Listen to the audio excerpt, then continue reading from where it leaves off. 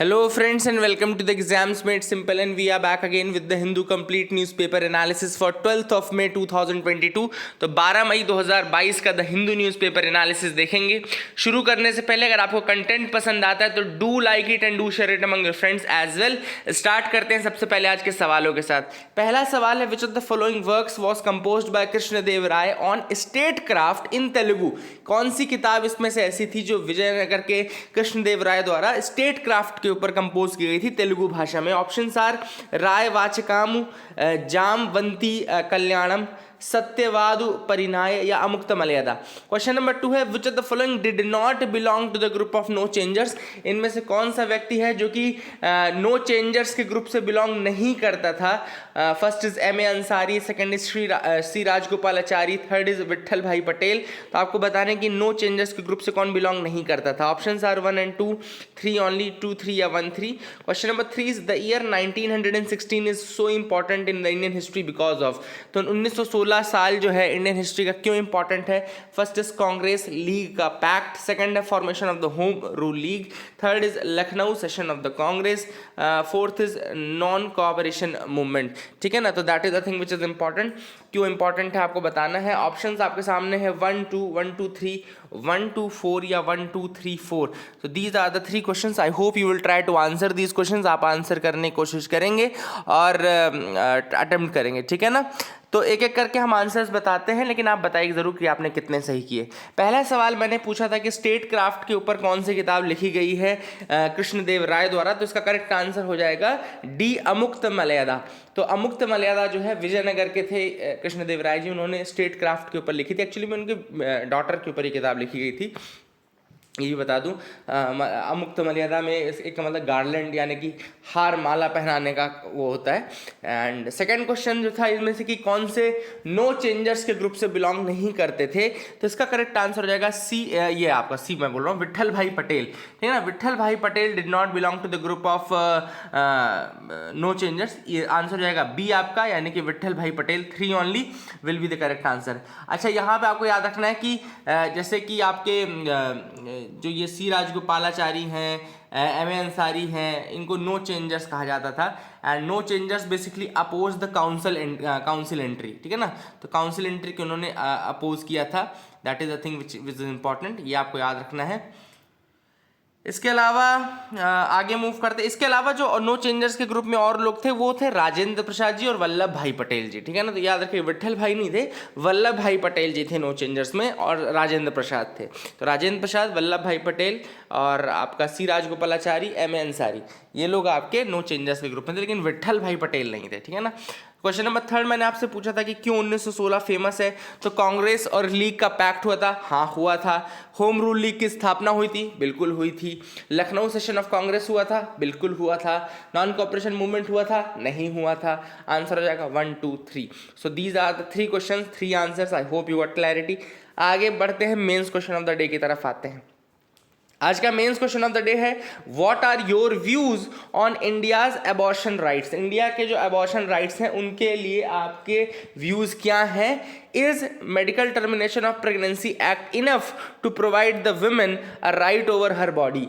क्या आपको लगता है कि जो medical termination of pregnancy act है इंडिया का, वो वुमेन को उसके शरीर पे यानी कि महिला को उसके शरीर पे पूरा उसका अधिकार देता है या नहीं देता है। तो this is the question. I hope you will try to answer this question, है ना। तो काफ़ी अच्छा क्वेश्चन है, अगर आप अटेम्प्ट करो। करंट के ऊपर है, एडिटोरियल भी आ जाया है तो मैं डिस्कस करूंगा, तो वहाँ से थोड़ा व्यूज़ ले लेना और आगे लिखने की कोशिश करना। अब एक बहुत इंपॉर्टेंट न्यूज़ आ रही है फ्रंट पेज से, supreme court puts colonial sedition law on hold. तो अब सुप्रीम कोर्ट ने क्या कर दिया है, सस्पेंड कर दिया है जो सेक्शन 124 है for the time being. For the time being का मतलब क्या है कि जब तक सेंटर रीएग्जामाइन नहीं कर लेता है सेडिशन को, जब तक सेंटर अपनी रिपोर्ट नहीं सबमिट कर देता है कोर्ट के पास, उसके टाइम तक अब सेडिशन के अंतर्गत अरेस्ट नहीं होंगे। सेक्शन 124A के अंतर्गत अरेस्ट नहीं किए जा सकते हैं। तो that is the thing which is important. I hope you got clarity. अब यहाँ पे नेशनल क्राइम रिकॉर्ड्स ब्यूरो का ये कहना है कि लगभग 356 cases of sedition under section 124A of the Indian penal code have been registered and 548 people arrested between 2015 and 2020, लेकिन उसमें कन्विक्शन केवल 6 लोग का हुआ था।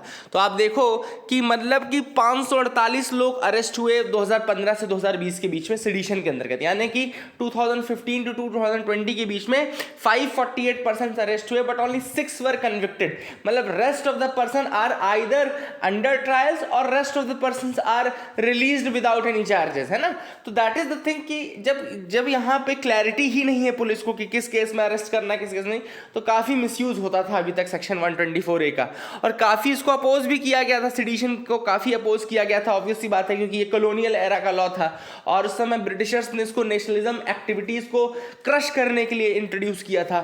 महात्मा गांधी, बाल गंगाधर तिलक, ऐसे लोगों के ऊपर सेडिशन लगाया गया था। तो कुल मिलाकर के ये सारी चीजें हैं। अब सुप्रीम कोर्ट ने भी यही चीज पूछी है गवर्नमेंट से कि आप बताओ कि what is the relevance of sedition law in the present context, क्या है। हाँ, जब तक आप इसको रीएग्जामाइन करते हो तब तक इसको आप होल्ड पे रखा जाएगा, यानी कि sedition is frozen for now, है ना, sedition is frozen for now. तो supreme court has suspended the pending criminal trials and court proceedings under sedition now. तो जितने भी पेंडिंग क्रिमिनल ट्रायल्स थे या कोर्ट प्रोसीडिंग से उनको भी सस्पेंड कर दिया गया है ना, इंडियन पिनल कोड के अंतर्गत। And all the pending trials, appeals and proceedings with respect to the charges framed under section 124A of the IPC to be kept in abeyance. अब इसको यहाँ पे होल्ड पे रखा जाएगा। चीफ जस्टिस की बेंच ने लीड किया था, इन्होंने आर्ग्यू किया एंड उसके बाद इन्होंने ऐसा कहा है। तो काफ़ी बड़ा जजमेंट है अभी फॉर द टाइम बिंग। और इन्होंने ये भी कहा कि there will not be any new FIR in that case. तो कोर्ट ने ये भी कहा है कि सेंटर इन स्टेट्स अपने जो ऑफिसर्स हैं उनको इतना कन्वे कर देंगे कि new FIRs under the coercive section 124A will not be there. ठीक है ना, that is the thing which is important. जब तक कि ये रिकंसिडरेशन नहीं हो जाता है तब तक ये नहीं FIR लिखी जाएगी अंडर सेक्शन 124A। ठीक है ना, that has been made clear by the court and I hope you got clarity regarding that as well. ठीक है ना, तो that is the thing which is important. अगली जो न्यूज़ है वो है supreme court slams government claim that only president has the pardoning power. तो अभी बीच में गवर्नमेंट ने क्लेम किया था केवल प्रेसिडेंट के पास पार्डनिंग पावर है, तो सुप्रीम कोर्ट ने उनको स्लैम किया है। अब मैं आपको थोड़ा सा पार्डनिंग पावर के बारे में बता ही देता हूँ, है ना, चूंकि ये न्यूज़ में है। तो let me tell you about the pardoning power, आपका टॉपिक क्लियर हो जाएगा। इंडियन कॉन्स्टिट्यूशन में प्रेसिडेंट और गवर्नर दो बॉडीज ऐसी हैं जिनके पास पार्डनिंग पावर है other than the judiciary and all. चलो जुडिशरी तो हो ही गया, सुप्रीम कोर्ट और हाई कोर्ट तो अलग हो गया, लेकिन मैं अभी सिर्फ और सिर्फ पार्डनिंग पावर की बात करूं अदर देन द जुडिशरी, तो केवल और केवल प्रेसिडेंट और आपके गवर्नर के पास ये पार्डनिंग पावर रहती है। प्रेसिडेंट के पास article 72 of the Indian constitution जो है उसके अंतर्गत ये पार्डनिंग पावर रहती है। वहीं गवर्नर के अंदर ये पार्डनिंग पावर आर्टिकल 161, ठीक है ना, आर्टिकल 161 के अंतर्गत रहती है। तो प्रेसिडेंट के पास 72 आर्टिकल के अंतर्गत और गवर्नर के पास आर्टिकल 161 के अंतर्गत ये पार्डनिंग पावर रहती है। अब पार्डन एक तरीके का पार्डन है, इसके अलावा रिप्राइव भी होता है, रिस्पाइट भी होता है, रिमिशन भी होता है, कम्यूटेशन भी होता है, सारी चीज़ें मैं आपको बता दूंगा।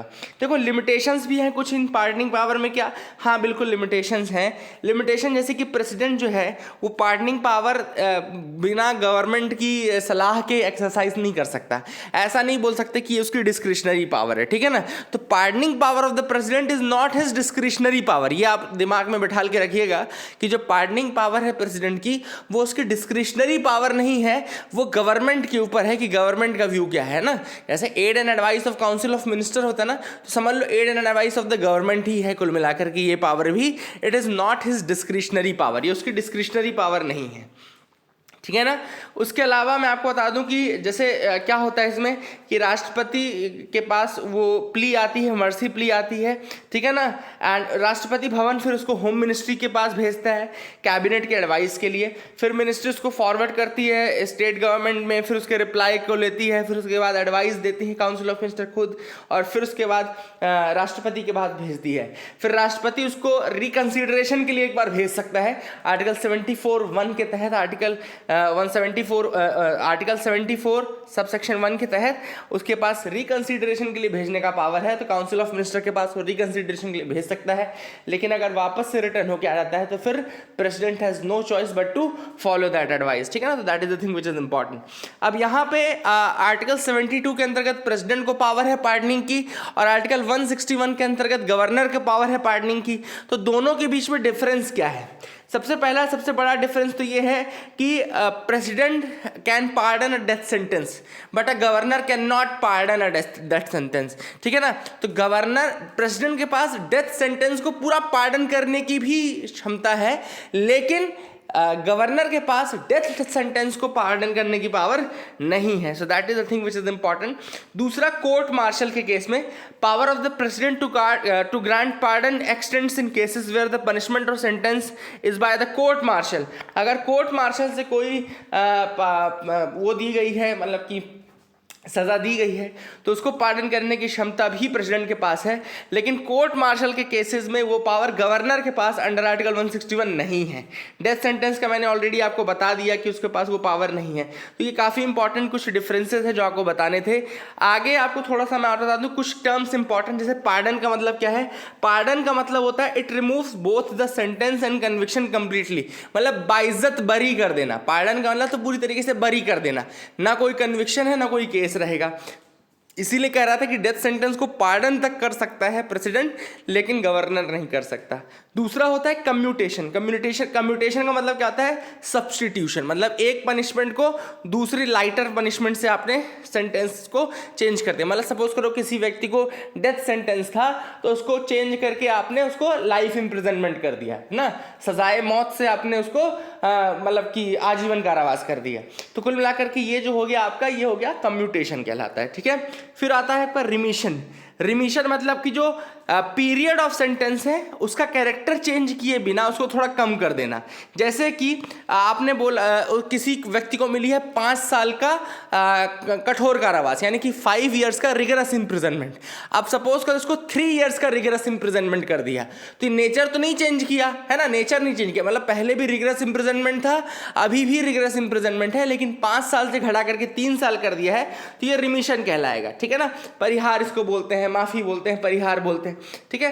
फिर उसके बाद रिस्पाइट आता है। अब एक ट्रिक होती है रिस्पाइट, एसपी लिखा हुआ है ना, तो इसको स्पेशल याद रखना, एसपी को स्पेशल याद रखना। बाकी 3 तो आसान रहते हैं, रिस्पाइट और रिप्राइव में कंफ्यूजन होता है। तो रिस्पाइट में चूंकि RESP है तो एसपी से स्पेशल याद रखना। तो यहाँ पे लेसर सेंटेंस दी जाती है स्पेशल फैक्ट के कारण, जैसे कि अगर कोई फिजिकल डिसेबिलिटी है या प्रेग्नेंट कोई वुमेन ऑफेंडर है, तो ऐसे केस में रिस्पाइट मिलता है। और एक लास्ट होता है रिप्राइव मतलब कि एग्जीक्यूशन पे कुछ समय के लिए उसके ऊपर स्टे लग जाता है टेम्पररी पीरियड के लिए। क्यों? ताकि वो व्यक्ति अपने पार्डिंग, कम्यूटेशन ये सब चीजें कर सके, तो रिप्राइव कहलाता है, ठीक है ना। तो I hope you got clarity regarding all these powers. Pardoning power वाला टॉपिक आपका पूरा कंप्लीट हो गया, प्रेसिडेंट और दोनों गवर्नर वाला भी। तो I hope you got clarity, आपको समझ में आ गया होगा। आगे मूव करते हैं। बहुत ही प्यारा एडिटोरियल जो आया है यहाँ पे, वो है still a long way for termination as an unconditional right. अब यहाँ पर ऑथर ने देखो क्या बात की है। सबसे पहले ऑथर ने बताया कि देखो इंडिया में अबॉर्शन आज भी जो है वो फुल्ली एक राइट के रूप में नहीं है, still it's not a fully given as a right, है ना। ऑब्वियस सी बात है, कुछ कैवियट्स होने भी चाहिए, ऐसा नहीं है कि फुल्ली एक राइट के रूप में होना चाहिए, लेकिन जो भी चीज़ें हैं वो हम यहाँ पे डिस्कस करते हैं। सबसे पहले जनरल जो क्रिमिनल लॉ है कंट्री का, उसमें IPC अगर हम देखें तो IPC में लिखा है voluntarily causing a women with child to miscarry is an offence attracting a jail term for up to 3 years or fine or both. मतलब वॉलंटरली अगर आप वुमेन को जो कि चाइल्ड के साथ है उसको मिसकैरी करने के लिए आप करते हो या वो करते हो, कॉज करते हो, तो ये एक ऑफेंस होता है, क्रिमिनल ऑफेंस, जिसमें 3 साल की सजा है या फाइन है या दोनों मिल सकते हैं, ठीक है ना। Unless it was done in good faith where the purpose was to save the life of the pregnant women. जब तक कि ये गुड फेथ में ना किया जाए, जिसमें कि प्रेग्नेंट वुमेन की जान बचाना एक राइट, एक वो रीजन है, तब तक ये सजा के रूप में आएगा। A pregnant woman causing herself to miscarry is also an offender under the provisions apart from the persons causing that miscarriage. अब अगर महिला खुद भी उसको हर्ट करना चाहती है ना, महिला खुद अपने आप को हर्ट करती है in order to miscarry, that in itself is an offense. वो अपने आप में एक ऑफेंस है, वो भी अपने आप में एक ऑफेंस है, and that would also attract a punishment. वो भी अपने आप में पनिशमेंट अट्रैक्ट करेगा, ठीक है ना. अब ऑथर ने कहा कि देखो ये तो हो गया आईपीसी. अब आईपीसी के अलावा इंडिया ने एक 1971 में बहुत बड़ा कदम उठाया जिसमें उन्होंने एक एक्ट पास किया जिसको बोलते हैं medical termination of pregnancy act, ठीक है ना. तो थोड़ा सा अबॉर्शन को लीगलाइज करने के लिए या थोड़ा सा इसको और लिबरल रिजीम लाने के लिए medical termination of pregnancy act लेके आया गया 1971 में, जहाँ पे उन्होंने ये बताया कि भाई कुछ रूल्स रहेंगे, कुछ रेगुलेशंस रहेंगे, और उन रूल्स और रेगुलेशंस के अंतर्गत जो टर्मिनेशन ऑफ प्रेगनेंसी है यानी कि जो एबॉर्शन है वो किया जा सकता है, ठीक है ना. 2 बार उसको अभी अमेंड किया जा चुका है. रिसेंटली 2021 में अमेंड किया गया जिसमें थोड़ा सा स्कोप और एक्सपैंड किया गया एबॉर्शन का, है ना. उसके क्या क्या प्रोविजंस हैं, कैसे हुए, वो हम आपको बताएंगे. Let me tell you that one by one, ठीक है ना. सबसे पहले बात तो ऑथर ने कहा कि देखो जो रीज़न होने चाहिए बहुत क्लियर होने चाहिए कि आप medical termination of pregnancy act क्यों ले रहे हो. सबसे पहला रीज़न ये हो सकता है कि वुमेन या तो सर्वाइवर हो या विक्टिम हो, ये सारी चीज़ें हो, उसको फोर्स किया गया हो. दूसरा जो फीटल एबनॉर्मेलिटीज़ हैं या इन सब कारणों से, या वुमेन की लाइफ को खतरा हो. मतलब कि ये अनकंडीशनल नहीं है, these comes with a plethora of conditions and all, है ना. ऑथर का ये कहना है बहुत सारी कंडीशंस हैं जो कि लगेंगी जिसके बाद आपका जो ये MTP यानी medical termination of pregnancy act है वो लागू पड़ेगा, ठीक है ना. That is the thing which is important. सबसे पहली बात ऑथर ने यहाँ ये किया है कि आपको देखो मैं आपको सिंपल से बताता हूँ कि medical termination of pregnancy act जब आप पढ़ोगे medical termination of pregnancy act, उसमें 2 प्रोविजंस हैं. एक तो प्रोविजन है आपका कि आप मतलब कि 20 हफ्तों तक प्रेगनेंसी को अगर आपको हटाना है या 20 या 24 हफ्तों के बीच में अगर आपको अबॉर्शन करना है, ठीक है ना. तो दोनों के अलग अलग कंडीशंस हैं. तो अगर आपको 20 हफ्ते फर्स्ट 20 वीक्स में अगर आपको करना है तो एक सिंगल रजिस्टर्ड मेडिकल प्रैक्टिशनर के एडवाइस पे आप उसको टर्मिनेट कर सकते हो, ठीक है ना. 20 वीक जो जेस्टेशनल पीरियड है तब तक अगर आपको करना है तो आपको एक सिंगल मेडिकल रजिस्टर्ड प्रैक्टिशनर के व्यू से आप उसको कर सकते हो. लेकिन आपको 20 से 24 यानी कि अभी अलाउड केवल 24 वीक्स तक है, और 24 वीक्स तक अगर आपको करना है मतलब कि 20 से 24 वीक्स तक अगर आपको करना है तो आपको 2 रजिस्टर्ड मेडिकल प्रैक्टिशनर्स का एडवाइस रिक्वायर्ड रहेगा. 2 रजिस्टर्ड मेडिकल प्रैक्टिशनर जब तक उसको नहीं एडवाइस करेंगे तब तक नहीं हो सकता, ठीक है ना. इसके अलावा कुछ इंपॉर्टेंट कैटेगरीज हैं वुमेन की जहाँ पे 24 हफ्तों का भी अगर टाइम आपको चेंज करना है. देखो नॉर्मल सारी चीज़ें जो है अभी हमने आपको बताई उसमें तो याद रखना है कि जो ये एक्सटेंडेड जेस्टेशनल लिमिट है ये केवल कुछ कैटेगरीज ऑफ वुमेन के लिए, यानी 20 से 24 जो भी किया गया है ना वो भी कुछ एक्सटेंडेड कैटेगरीज हैं वुमेन की, जिसमें कि सर्वाइवर ऑफ सेक्सुअल असॉल्ट हो गया, या रेप विक्टिम या इंसेस्ट विक्टिम हो गया, या माइनर्स हो गए, या change of marital status during the ongoing pregnancy हो गया, या आइदर विडोहुड और डाइवोर्स, या women with major physical disabilities, mentally ill women including mental retardation, है ना. इसके अलावा फीटल मैल फॉर्मेशन, ठीक है ना, incompatible with life and all, है ना. चाइल्ड जिसके अंदर बहुत सारी डिसेबिलिटीज़ हो ऐसे ही पैदा हो सकती है. ये सारी चीज़ें देखी जाती हैं. एंड ये सारी चीज़ें देखने के बाद इन कंडीशंस को फुलफिल करने के बाद ही जो ये प्रेगनेंसी है वो हो सकता है. इसके बाद 24 हफ्ते के बाद का अगर कोई डिसीजन लेना है, 24 वीक्स के बाद का जेस्टेशनल पीरियड के बाद कोई डिसीजन लेना है तो that can be only on the ground of foetal abnormalities. ऊपर की कोई कंडीशन काम नहीं करेगी. अगर 24 हफ्तों के मतलब 24 हफ्तों 20 से 24 के लिए भी ऊपर की कंडीशंस लगेंगी, प्लस अगर 24 के बाद करना है तो फिर केवल एक कंडीशन है फीटल एबनॉर्मेलिटी दैट, और वो भी उसको एक पूरा मेडिकल बोर्ड रहेगा जो कि सेटअप किया जाता है स्टेट के द्वारा एज पर लॉ, उसके द्वारा ये किया जा सकता है, ठीक है ना. इसके अलावा no termination of pregnancy can be done in the absence or in the absence of the consent of the pregnant women irrespective of age or mental health, है ना. चाहे मेंटल हेल्थ हो चाहे एज हो, उसकी परमिशन या consent के बिना टर्मिनेशन नहीं किया जा सकता. ये भी एक इंपॉर्टेंट चीज़ है जो कि आपको बतानी ज़रूरी है, ठीक है ना. अब ऑथर ने यहाँ पे ये बोला कि देखो क्या होता है, आपने ठीक है उसको इंडिया में बहुत पहले से ये जो टर्मिनेशन राइट्स हैं दे दिए, अच्छी बात है ना। अभी पूरे यूएसए में अगर आपको पता हो कि यूएसए में तो राइट टू अबॉर्शन ही छीना जा रहा है ना, तो कहीं ना कहीं इंडिया बहुत फॉरवर्ड लुकिंग ऑलरेडी रहा है, बट स्टिल जो बॉडीली राइट्स हैं विमेन के वो उसको पूरी तरीके से नहीं मिले हैं। क्योंकि जो अबॉर्शन है वो कंडीशनल कर दिया है आपने। You are imposing a lot of conditions. For example suppose करो अगर कोई महिला नहीं चाहती है कि वो बेबी डिलीवर करे या जो भी है, तो यहाँ पे ऑथर ने जो पिच किया है वो ये किया, it should be her right, है ना। It should be her right or it should be her choice in order to proceed with that pregnancy और नॉट, है ना। But still it is coming with the bouquet of conditions and all. तो author ने वही चीज़ यहाँ पे point out की है कि ये कंडीशंस जो हैं ये अभी भी जो टर्मिनेशन है वो अभी भी एक अनकंडीशनल राइट नहीं है। That is what the author says, ठीक है ना। Access to abortion has been available under the legal regime of the country. There is a long road ahead before it is recognized as the right of a person having the capacity to become pregnant to decide unconditionally whether the pregnancy is to be continued or not. मतलब कि अभी भी बहुत समय लगेगा कि pregnant women को ये डिसाइड करने के लिए कि क्या उसको प्रोसीड करना है विद द प्रेगनेंसी और नॉट, ठीक है ना। तो that is what has been discussed in this article. I hope you got clarity. जो एमटीपी मैंने आपको बताया वो आप याद रखिएगा। I hope you got clarity. आगे मूव करते हैं, देखते हैं और क्या इंपॉर्टेंट न्यूज आर्टिकल है। शैलो एंड डीप इकोलॉजिज्म, ठीक है ना। तो इकोलॉजिज्म क्या होता है? इकोलॉजिज्म देखो मैं सिंपली पहले आपको बताता हूँ। इकोलॉजिज्म मतलब कि इकोलॉजी को सही रखो। कुल मिलाकर के सिंपल टर्म्स में अगर आपको बताऊं तो इकोलॉजी को सही रखो, इकोलॉजी को अच्छा रखो। डेवलपमेंट के चक्कर में, इकोनॉमी के चक्कर में ऐसा मत करो कि इन्वायरमेंट को, सस्टेनेबल डेवलपमेंट को, ये सबको आप डिस्ट्रॉय कर दो, ठीक है ना। अब ऑथर ने कहा है कि दो तरीके के इकोलॉजिज्म होते हैं। दो तरीके के इकोलॉजिज्म में पहला होता है शैलो इकोलॉजिज्म और दूसरा होता है डीप इकोलॉजिज्म, ठीक है ना। तो शैलो इकोलॉजिज्म को ही इन्वायरमेंटलिज्म बोलते हैं, शैलो इकोलॉजिज्म को इन्वायरमेंटलिज्म बोलते हैं। और ये क्या होता है? Basically fight against pollution, fight against resource depletion. जो सिंपल अभी फाइट्स चलती है ना कि भैया पोल्यूशन नहीं होना चाहिए या रिसोर्स डिप्लीट मत करो, सस्टेनेबली उसको यूज़ करो ताकि फ्यूचर जनरेशंस के लिए वो अवेलेबल रहे। तो ये सारी जो चीज़ें हैं ये आपकी शैलो इकोलॉजिज्म के अंतर्गत आती है। इट कम्स अंडर शैलो इकोलॉजिज्म या इन्वायरमेंटलिज्म, ठीक है ना।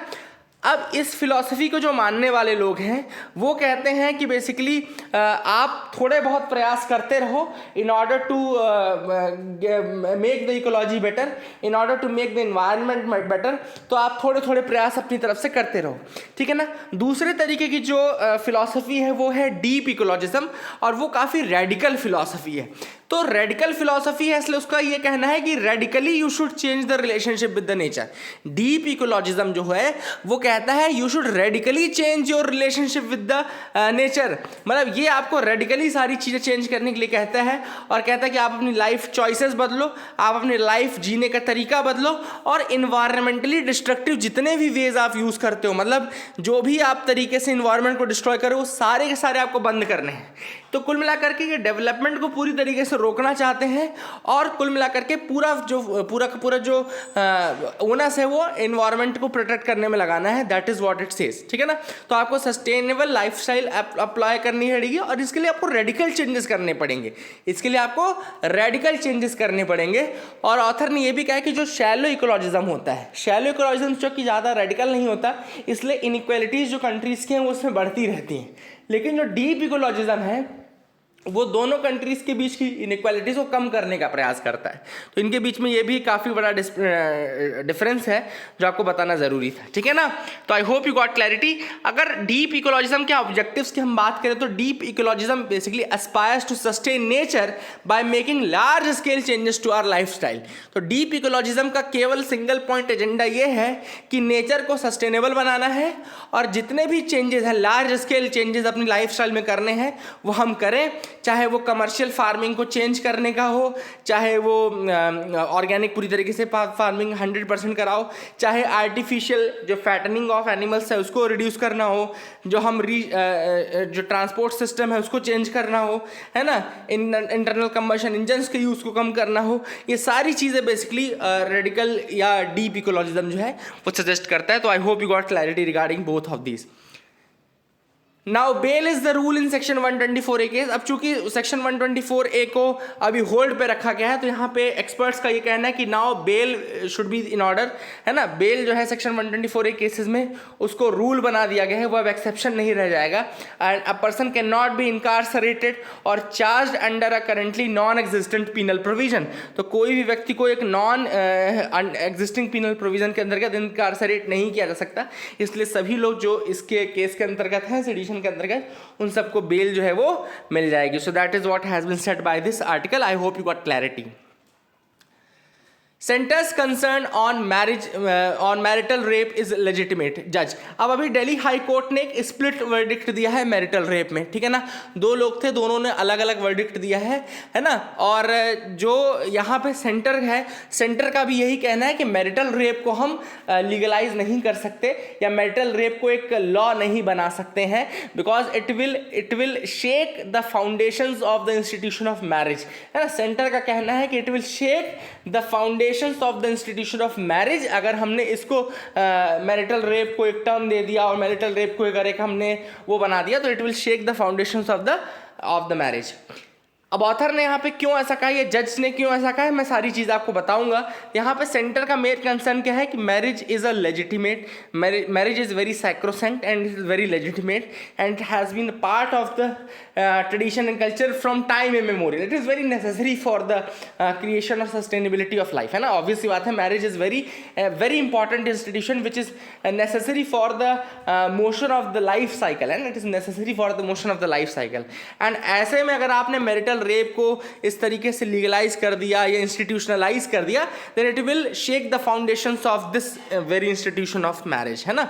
अब ऐसे में जज का भी बहुत सारी चीज़ जज ने भी कही हैं। जैसे जो जज जिसने अपोज किया है मैरिटल रेप, उनका क्या क्या वर्डिक्ट है मैं आपको बता दूं। उन्होंने कहा सबसे पहले कि conjugal expectation is a two way street where consent is given as a part of spousal intimacy although the will to engage may be absent. यहाँ पे ऑथर ने कहा कि जो कॉन्जुगल राइट्स हैं, conjugal rights are a part of the institution of marriage. Conjugal rights are the part of the marriage as an institution. तो author ने कहा, सबसे पहली बात तो ये जज ने कहा है। दूसरी चीज उन्होंने कहा कि if every such case is treated as marital rape, suppose करो कल को मैरिटल रेप के केस में उसको कहने लगे, तो जज का कहना है then the only way partners in a marriage में survive would be by drawing up a detailed written agreement. या तो मैरिज के पहले फिर एक रिटन एग्रीमेंट होगा, उसके बाद हर बार जब वो इंटीमेसी में आएंगे, every time they will have to either record it or they will have to do it under strict surveillance. तभी तो भाई प्रूफ हो सकता है। एविडेंस कैसे आप लाओगे, because until and unless there is no evidence you can not say that it was a forced sexual act of intimacy, है ना।